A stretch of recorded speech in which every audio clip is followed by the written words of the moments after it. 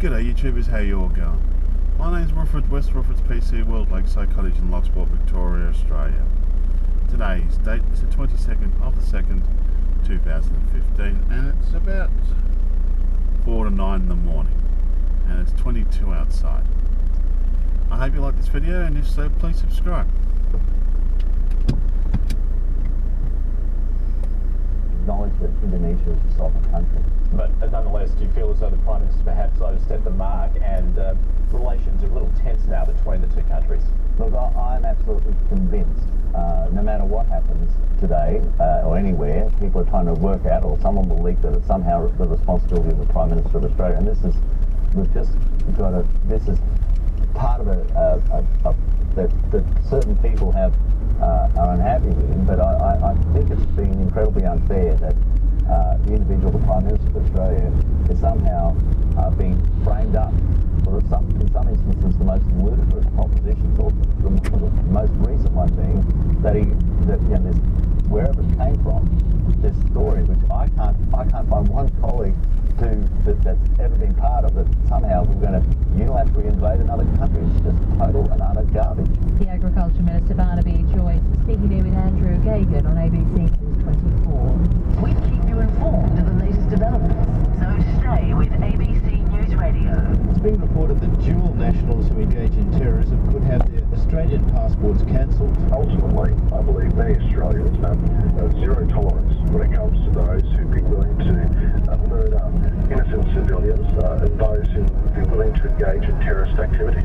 Get your news now on ABC News Radio. The US is considering more sanctions against Russia after recent fighting in eastern Ukraine. Secretary of State John Kerry said overnight that sanctions will form part of his talks with the British Foreign Secretary Philip Hammond in London.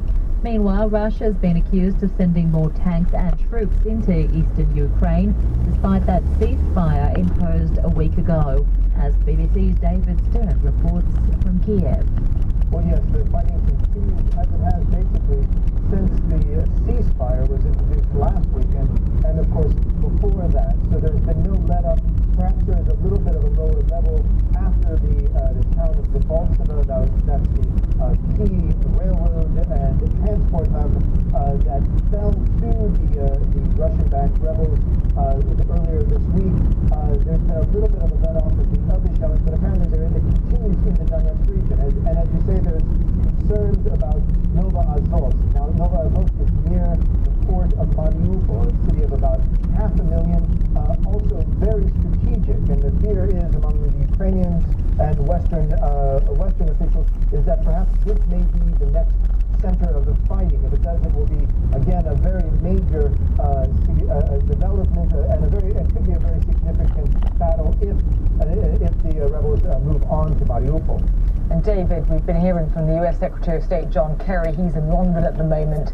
He's been saying that the US and the UK are considering deeper sanctions against Russia following these recent events. He's accused Moscow of, quote, a craven behavior. These are strong words, aren't they? No, it's very strong words, Alice. You're absolutely right. It seems that the rhetoric is heating up.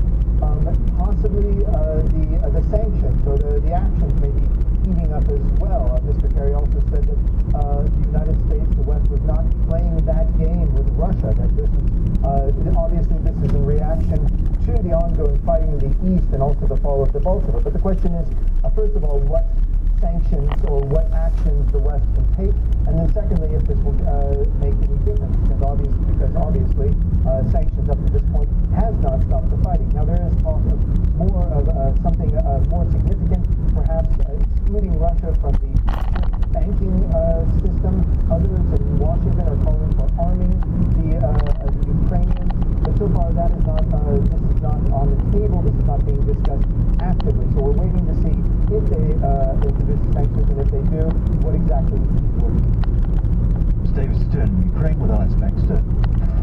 Find even more ABC News Radio content online. Visit abc.net.au/newsradio and download our podcasts for free. There's Politics with Mario Spencer.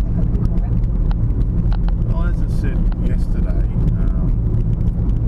Russia should get out of Ukraine, stop supporting him, stop sending troops into and tanks and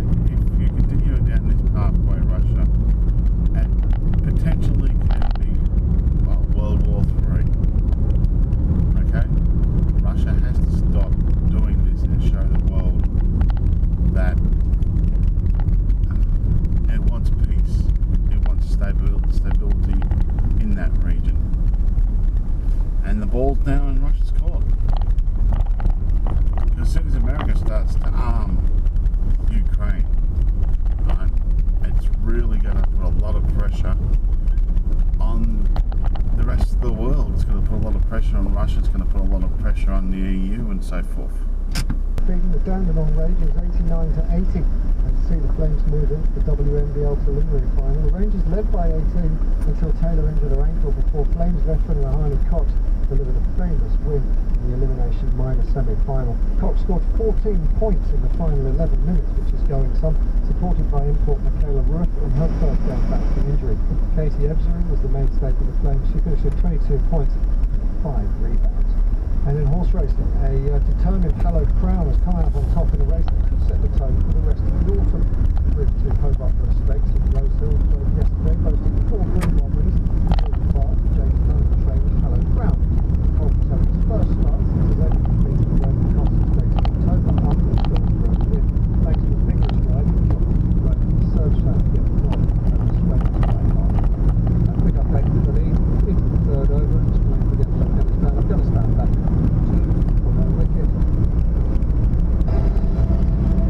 Taking battle low in the east is still generating damaging wind and surf on the southeast Queensland coast. Heavy rain in northeastern New South Wales and low in the northwest. Of course, ex-tropical cyclone Lam is causing heavy rain and damaging wind in the top end and Kimberley. Brisbane, a possible shower at 31 is now 25. Sydney, a shower at 2 is at 27, currently 23. Canberra, partly cloudy at 30 is now 18. Hobart, hot, possible after a storm, getting to 34, the Bureau says, is now 22. Possible storm or shower, 36 today, now 26. Adelaide, very hot, possible shower at 40, it's currently 25 degrees. Perth, partly cloudy, heading to 29, it's currently 17. And Darwin, showers and possible storm at 30, currently 28.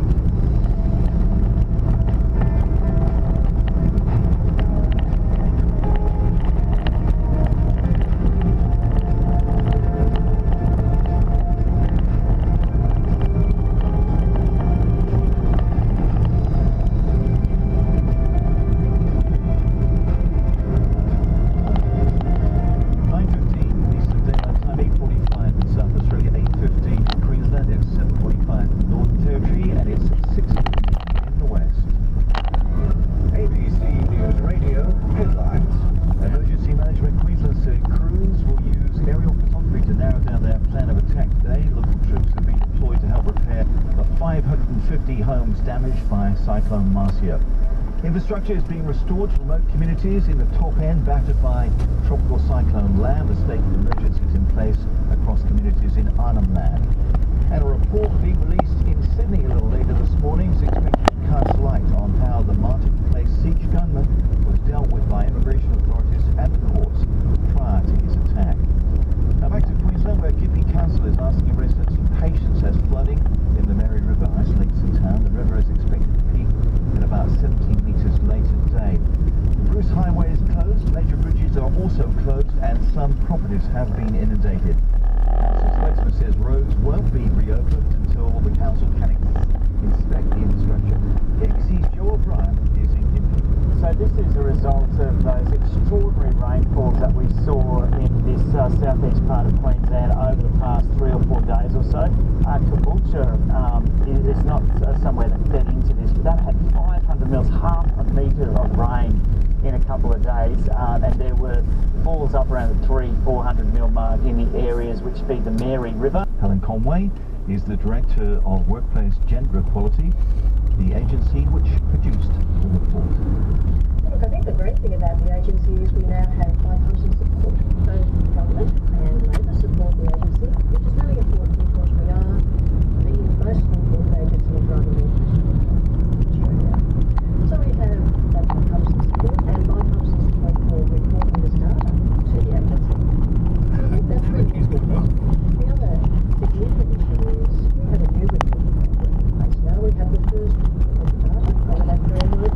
This is absolutely unprecedented data. It's all agreed. So we now have the baseline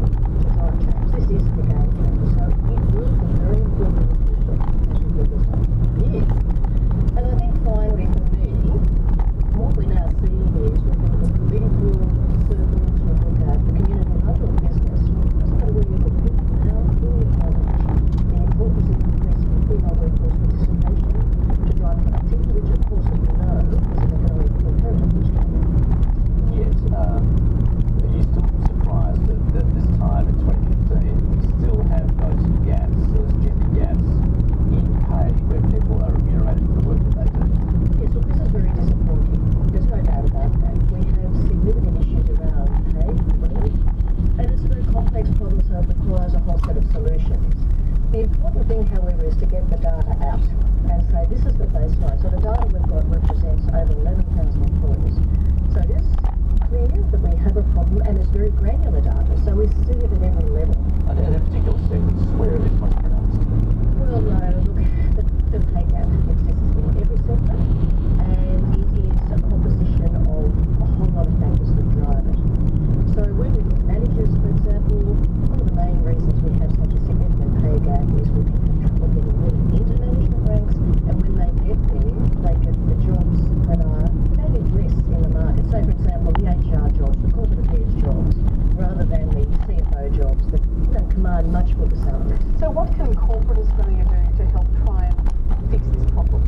Well, corporate Australia now has, from my agency, all the benchmark data which we've collected, so they know exactly in their own organisations where their problems are.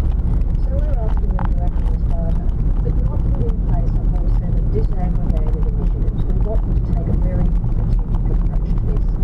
So the agency has released the Gender Strategy Toolkit, which gives them the underpinning they need to drive change in a very coordinated fashion, which will see movement. The reason we're not seeing movement at the moment is companies leave it to HR, it's not led from the top, and it's not led in a strategic way. In a way, Australians themselves are leading the way in politics because they're voting in leaders who happen to be women now. Now, we've just seen it, of course, with Queensland, who has now had their second female premier. Do you feel as though perhaps the broader population knows that this just makes sense, whereas corporate Australia is lagging behind? Well, we've seen some very good corporate leaders who are female, of course, and we have current female leaders. But I think it is an important point to make, Andrew, because we need to see more people in those positions, more women in those positions. So younger women can say, look, it is possible. Here are the role models. So we're looking to corporate Australia not just to talk about this. Now, they have been talking about it for a long time. We want them to act, and the agency is giving them the data and the tools to do this. So we will be calling along them to say, well, look, okay, we know you get it, you've been talking about it, but let's put your actions together under this strategic banner.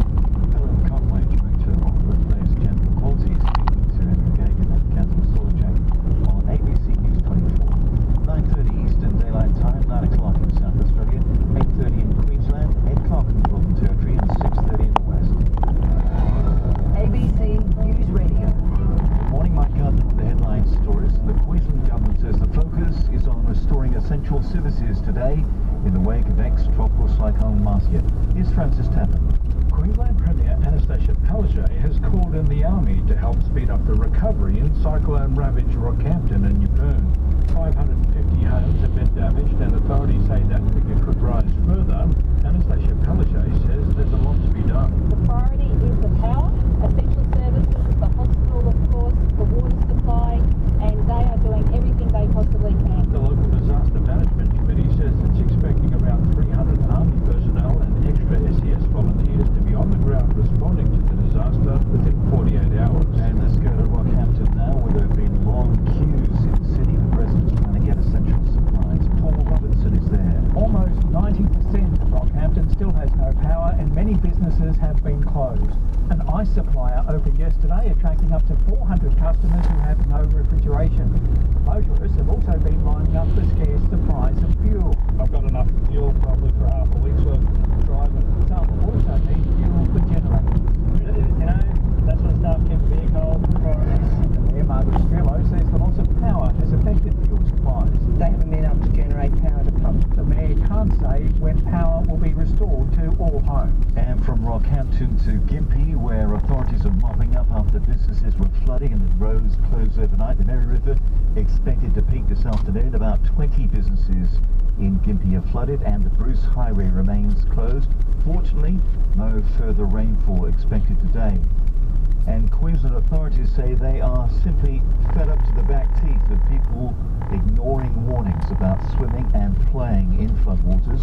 As Bridget Judd reports, this follows a number of rescues yesterday. The latest incident involved a 15-year-old boy who was rescued from the South Pine River at Eatons Hill, north of Brisbane last night. A Swiftwater rescue team used an inflatable boat to recover the teenager, who was clinging to a tree in rapid water. In a separate incident on the Sunshine Coast, a 40-year-old man was charged with being a public nuisance.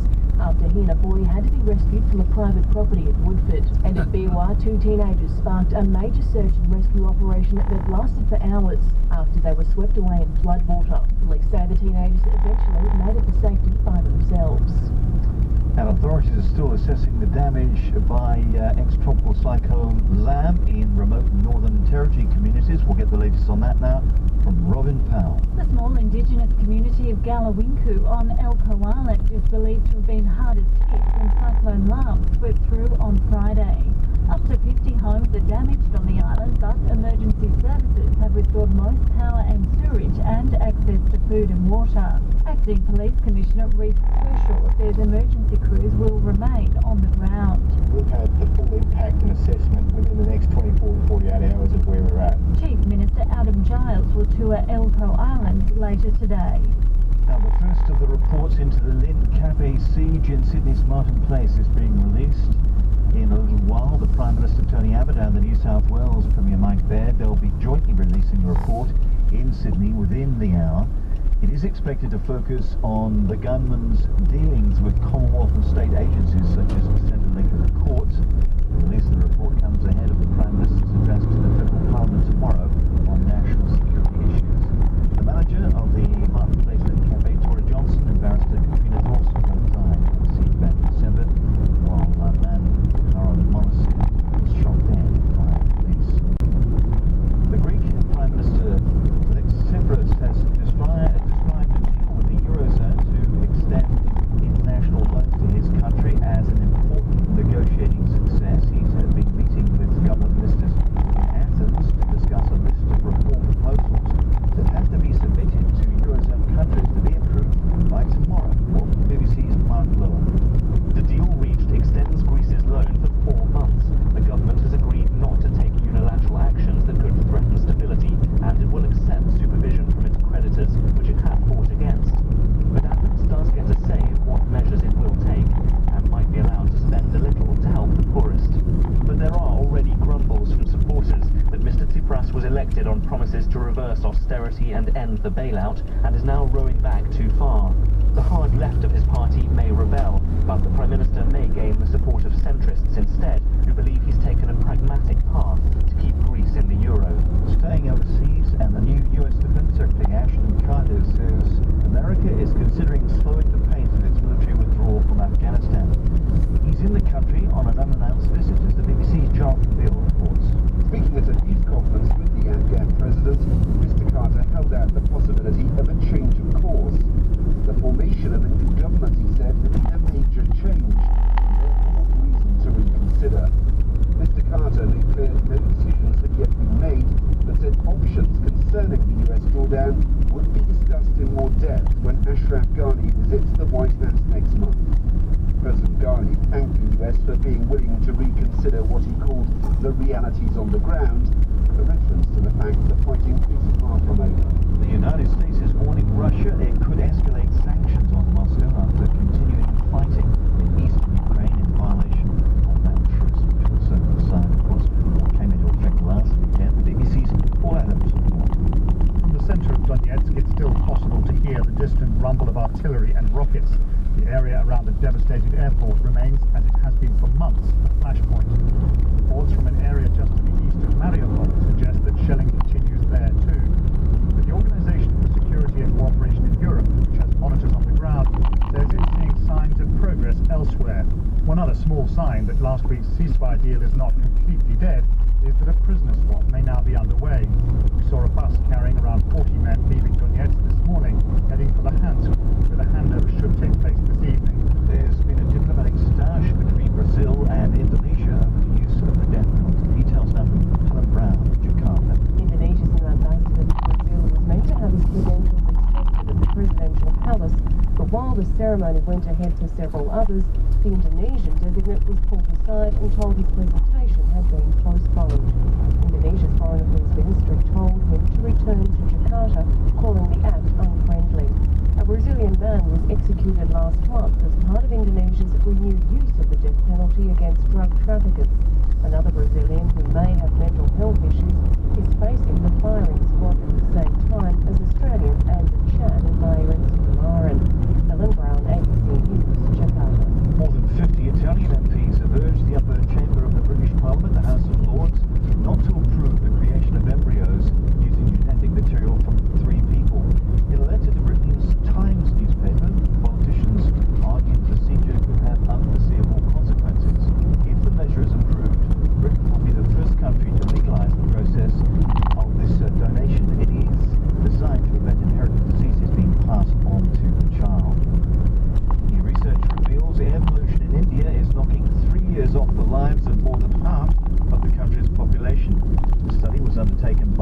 American and Indian economists, scientists and energy experts.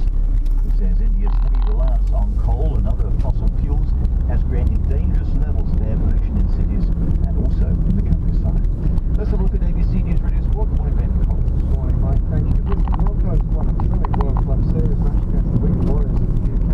Tries from Andy McCullough and Loch Sport cancelled out late on by the home side. It was 12-all, so they went to golden point extra time. Both sides traded several field goal attempts before Corey Parker won and then kicked a penalty to secure a morale-boosting 14-12 win for the Broncos.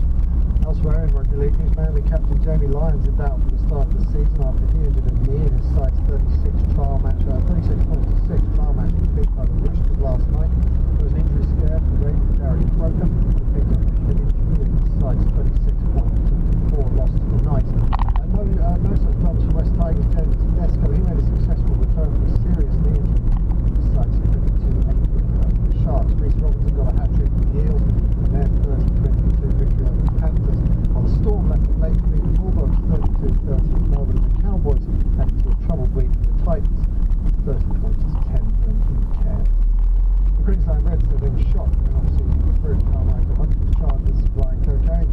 The Super Rugby franchise suspended the former NRL and AFL player when it found out he'll appear in court next month on 4 counts of supplying a dangerous drug.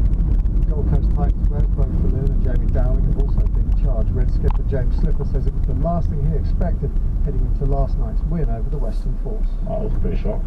The boys dealt with it fine. Like we moved straight on. It is what it is. It was out of our hands. Nothing what we could say or do is going to change any outcome. So for us, the best thing for us to do was to switch our minds straight back onto the job at hand. The job at hand was the Western Force.